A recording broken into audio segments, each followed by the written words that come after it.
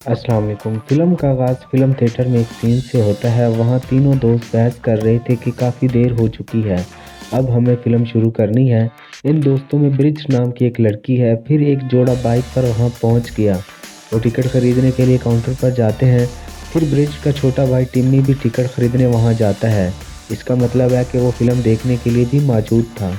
लेकिन ब्रिज का दोस्त इनकार कर देता है। इनका कहना है कि 18 साल से कम उम्र के बच्चों को रात को फ़िल्म देखने की इजाज़त नहीं है। फिर वहाँ इस बच्चे टिम्मी की बहन भी पहुँच जाती है। वो इसे घर जाने को कहती है। फिर ब्रिज का बेहतरीन दोस्त भी वहाँ पहुँच गया। इसका नाम जोश था। वो ब्रिज को इसके साथ फ़िल्म देखने पर इसरार करता है, तो वो जाकर हाल में बैठ गए। इसी दौरान जोश के दोस्त भी आकर इनके साथ बैठ गए। वहाँ हमें एक जासूस भी दिखाया गया है जो वहाँ एक सीरियल किलर की तलाश में था। वो जिस सीरियल किलर को ढूंढ रहा था, इसका नाम रेड था। कुछ देर बाद जोश के एक और दोस्त हाल में आ गया।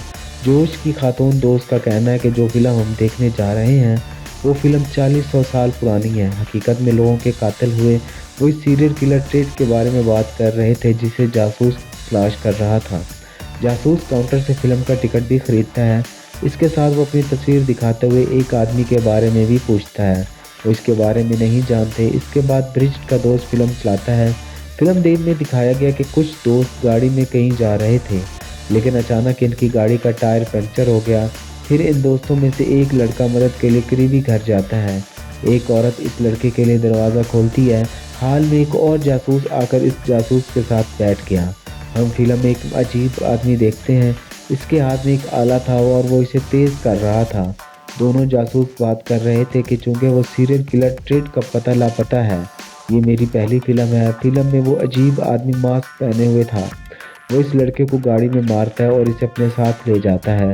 हमने काउंटर पर देखा कि मशरूब ख़त्म हो चुका था, तो ब्रिज का दोस्त शराब पीने के लिए एक जगह जाता है। वो फ़िल्म देखकर ब्रिज डर जाती है, इसलिए वो फ़िल्म छोड़ते हुए बाहर आती है। वहाँ जोश इसे आराम देता है और इसे अंदर आने को कहता है। फिर अचानक ब्रिज का दोस्त जो फ़िल्म में देखा हुआ ड्रिंक लेने गया था, वो लोग जो हाल में फ़िल्म देख रहे थे, वो इसे देखकर चौंक जाते हैं। फिर ब्रिज के दोस्त को कुछ आवाज़ें सुनाई देती हैं। फिर जब वो वहाँ से भागना शुरू करता है, तो वो सीरियल किलर टेड इसके सामने आता है। वो इसे अपने आले के ज़रिए बेदर्दी से मारता है, लेकिन हाल में मौजूद लोग इस पर हैरान नहीं होते, क्योंकि वो इसे फ़िल्म का हिस्सा बना रहे थे। फ़िल्म देखकर वो खुद ही महफूज हो रहे थे। फिर कुछ देर बाद जोश का दोस्त वॉशरूम जाता है। फ़िल्म में भी यही मंज़र दिखाया जा रहा था। कातिल उनके सामने इसे मारता है। फिर इसकी चीखने वाली आवाज़ सुनकर ब्रिज का दोस्त इसे चेक करने जाता है। वहाँ वो फर्श पर खून देखती है। फिर फ़िल्म में हमें इस फ़िल्म हॉल का काउंटर दिखाया जाता है। यहाँ ब्रिज का दोस्त अकेला खड़ा था। ये देखकर वो सब डर गया और चेक करने बाहर निकल आए, लेकिन इन्हें काउंटर पर कोई नहीं मिला। इसके बाद वो सब वॉशरूम जाते हैं और इन्हें वहाँ भी फ़ोन मिलता है।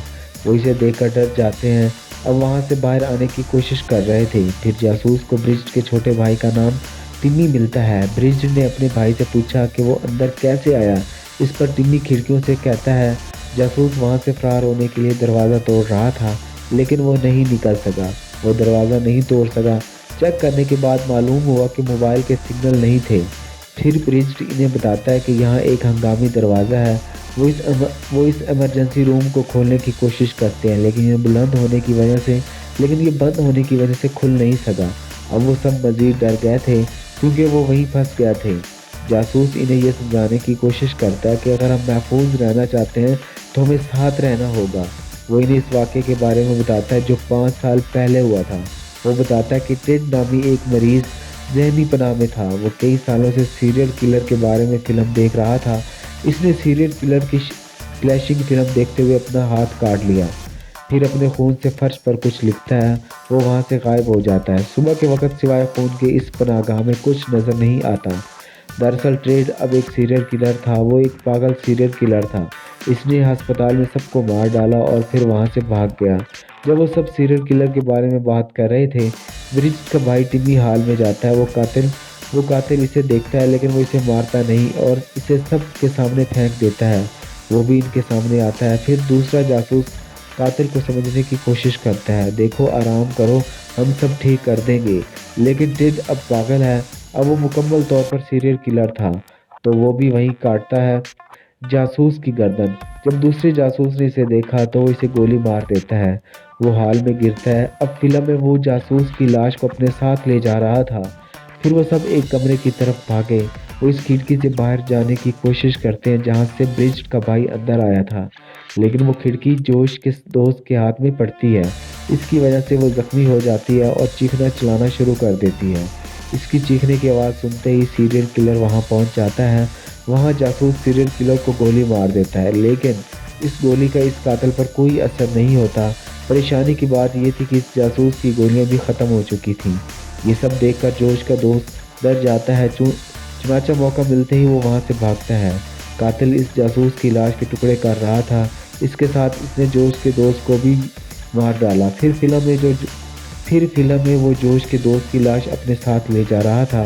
फिल्म में हमें एक बार फिर वो औरत दिखाई गई है जिसने इस लड़के के लिए दरवाज़ा खोला। वो खातून कातिल की माँ थी। वो भी सीरियल किलर टिड की तरह पागल थी। वो टिड से कहती कि तुमने अच्छा काम किया है कि तुम एक और दोस्त को अपने साथ ले गए। फिर वो भागते हुए बाहर आ जाते हैं। वो मंसूबा बना रहे थे कि इस कातिल को कैसे रोका जाए और इसे कैसे मारा जाए। इस पर ब्रिज का कहना है कि अगर हम कातिल को रोकना चाहते हैं तो हमें पहले फिल्म को रोकना होगा। जब उन्होंने इस प्रोजेक्टर वाले कमरे में जाने की कोशिश की तो इसका कमरा बंद था। वो प्रोजेक्टर की खिड़की से अंदर जाने का सोचते हैं, लेकिन प्रोजेक्टर की खिड़की का रास्ता छोटा था, इसलिए उन्होंने टिम्मी को अंदर भेज दिया। जब टिम्मी आगे बढ़ रहा था कि कातिल इसे देखता है, लेकिन वहां पहुंचकर जोश इस कातिल पर हमला करता है और टिम्मी को आगे बढ़ने को कहता है। टिम्मी किसी तरह प्रोजेक्टर रूम में पहुंच गया। दूसरी तरफ कातिल इसे कत्ल करने के लिए जोश की तरफ बढ़ रहा था। टिम्मी प्रोजेक्टर का प्लग निकालता है, लेकिन वो प्रोजेक्टर चलता रहता है। फिर इन्हें अंदर बुलाने के लिए टिम्मी दरवाज़ा खोलता है। इस जोड़े का मर्द वो प्रोजेक्टर गिरता है। जोश कातिल से बच जाता है और वो वहाँ से चला जाता है। जोड़े का मर्द फिल्म की रील उठाकर देखता है। यहाँ आकर इसे मालूम हुआ कि कातिल मरा नहीं था, लेकिन वो जिंदा था। वो प्रोजेक्टर दोबारा खुद ब खुद ऑन हो जाता है। अब वो कातिल इस जोड़े को मर्द का पीछा कर रहा था। वो इसे बुरी तरह मारता है। वो तमाम बच जाने वाले हाल में चले जाते हैं। फिल्म में कातिल और इसकी माँ साथ थे। कातिल अपनी माँ से पूछता है कि फिल्म छोड़ने से कोई डर रहा है। ये सुनकर कातिल की माँ खिड़की से बाहर देखती है। वो इसे बताती है कि बाहर एक लड़की है, लेकिन वो खौफजदा नहीं है। इसे देखकर जो उसको सारी बात समझ आ गई। वो इनसे कहता है कि कातिल हमारा खौफ महसूस कर सकता है। फिर कातिल ने ब्रिज के एक और दोस्त को मार डाला। वो अपनी लाश भी अपने साथ ले जा रहा था। इसे देखकर ब्रिज उदास हो जाती है। जोश का दोस्त इसे देखकर डर जाता है और वो हाल से बाहर चला जाता है। जब कातिल देखता है कि टिम्मी अकेला है तो वो इसका पीछा करता है, लेकिन फिर टिम्मी वहाँ से भागता है और वो जोश के दोस्त के साथ गिर जाता है। और अब कातिल ने जोश के दोस्त को पकड़ लिया है। यहाँ कातिल अपना आला बिजली में डालता है। वो बिजली के झटके महसूस करते हैं। जोश का दोस्त करंट लगने से जलकर मर गया, लेकिन इस करंट ने कातिल को नुकसान नहीं पहुंचाया। जोश गुस्से में था और फिर वो इस कातिल को मारने चला जाता है, लेकिन फिर वो कातिल वहाँ से गायब हो जाता है। इसलिए जोश वापस कमरे में आ जाता है और वो वहाँ वो वहाँ जो भी देखता है इसे देखकर चौंक जाता है, क्योंकि इस कातिल ने ब्रिज को कैदी बना रखा था और वो इसे मारने ही वाला था। फिर कातिल ने अपना आला जोश की तरफ फेंका और इसकी आंख उड़ा दी। इसे देखकर ब्रिज डर जाती है। वो भागती हुई एक कमरे में आती है और खुद को वहाँ बंद कर लेती है। जोश की हालत देखकर वो डर गई थी। अब कातिल टिम्मी का पीछा कर रहा था। वो इसे हर जगह तलाश कर रहा था। टिम्मी हाल में छुपा हुआ था। इसी दौरान ब्रिज भी वहाँ पहुँच जाती है। वो अपने भाई को समझाती है कि हमें इसे डरना नहीं चाहिए, क्योंकि हमारा खौफ हमारा कमज़ोर नुक्ता है और अगर हम इस कातिल से नहीं डरेंगे तो हम अपने खौफ पर काबू पा लेंगे कि कातिल हमें नुकसान नहीं पहुंचा सकता। फिर वो दोनों बहन भाई आंखें बंद करके हाल में बैठ गए। अब हाल में बहन भाई फिल्म में दिखाए गए हैं।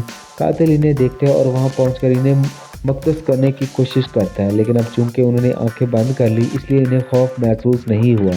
इसे देखने के बाद जब वो कातिल वहां से आगे बढ़ रहा था तो ब्रिज ने खौफ से अपनी आंखें खोल ली। कातिल इसके बारे में जानता है और वो ब्रिज को अपनी फिल्म में अपने साथ ले जाता है। ब्रिज ने खुद को एक कमरे में बंद पाया जहां वो कातिल अपने आले को तेज कर रहा था। फिर किसी तरह ब्रिज इस कमरे में बाहर आती है।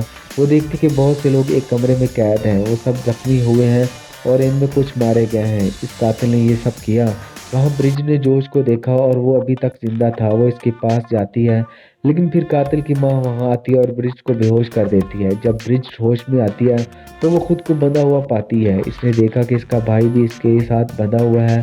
कातिल ब्रिज के पास आता है और कहता है कि मैं तुम्हें आसान मौत नहीं दूंगा, मैं आपको तकलीफ देते हुए आपको बीमार करता हूँ। ये कहकर वो इसके पाँव के नाखून खींचने लगता है।